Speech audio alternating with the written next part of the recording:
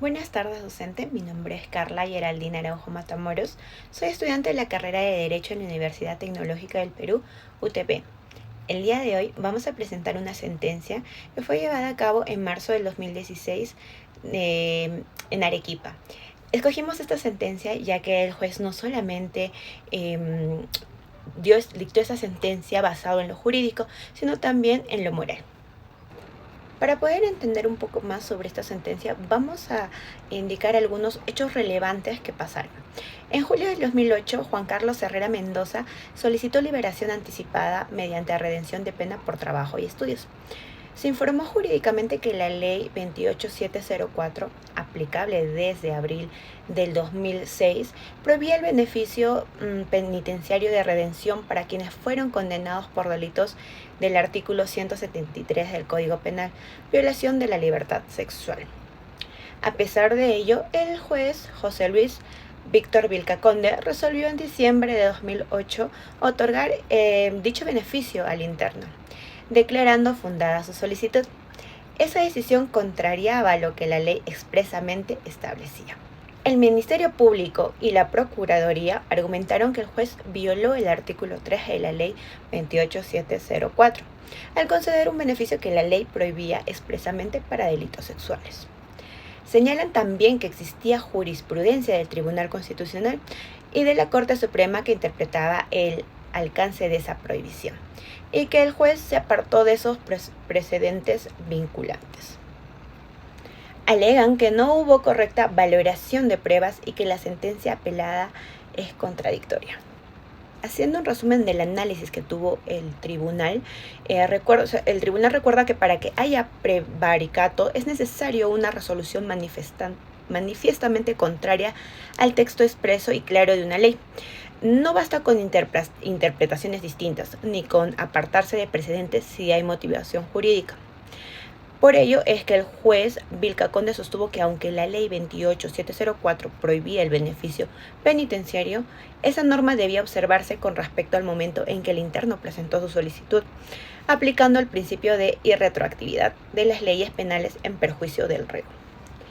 También utilizó como base la interpretativa del principio pro hominem y la dignidad de la persona, entendiendo que estos principios constitucionales deben orientar la interpretación de normas restrictivas de derechos. La valoración del tribunal sobre la motivación y racionalidad de la decisión analiza que la decisión del juez acusador no fue arbitraria ni incoherente, que no ignoró la prohibición legal sin argumentar. Más bien abordó el tema relacionado con la temporalidad de la aplicación de la ley, lo que es una cuestión interpretativa plausible. En conclusión, el tribunal, dado lo anterior, considera que no se ha configurado el delito de prevaricato, porque para que exista, la norma debe haber sido violada de forma manifiesta, clara, sin posibilidad de otra lectura razonable, y esto no fue el caso. Por tanto, se confirma la sentencia absolutoria de la Corte Superior de Arequipa. Se declaran infundados los agravios del fiscal superior y del actor civil. El caso apelación de marzo del 2016 en Arequipa ejemplifica el conflicto entre la ley ordinaria y los principios constitucionales. El juez José Luis Conde otorgó un beneficio penitenciario a un condenado por tentativa de violación pese a una ley que lo prohibía, basándose en principios superiores como la dignidad humana y el principio pro persona, y la prohibición de retroactividad penal desfavorable. Su decisión, respaldada por teorías como el garantismo constitucional y el positivismo incluyente, destaca el rol del juez como garante de derechos fundamentales por encima del cumplimiento literal de la ley. Ahora vamos a tocar el positivismo aplicado en esta sentencia. Comenzaremos con el positivismo incluyente de Kelsen. Según Kelsen, la única fuente válida de derecho es la norma jurídica creada conforme el procedimiento válido, no los principios morales, valores personales o ideas de justicia. En este caso, la ley expresa y vigente prohibía otorgar el beneficio al condenado. Por tanto, la norma aplicable debió ser ejecutada sin interpretación moral. Si el juez se aparta de ella por razones morales o de equidad, rompe el principio de la legalidad. Para Kelsen, esto compromete la seguridad jurídica. El positivismo incluyente o metodológico de Hart es distinto.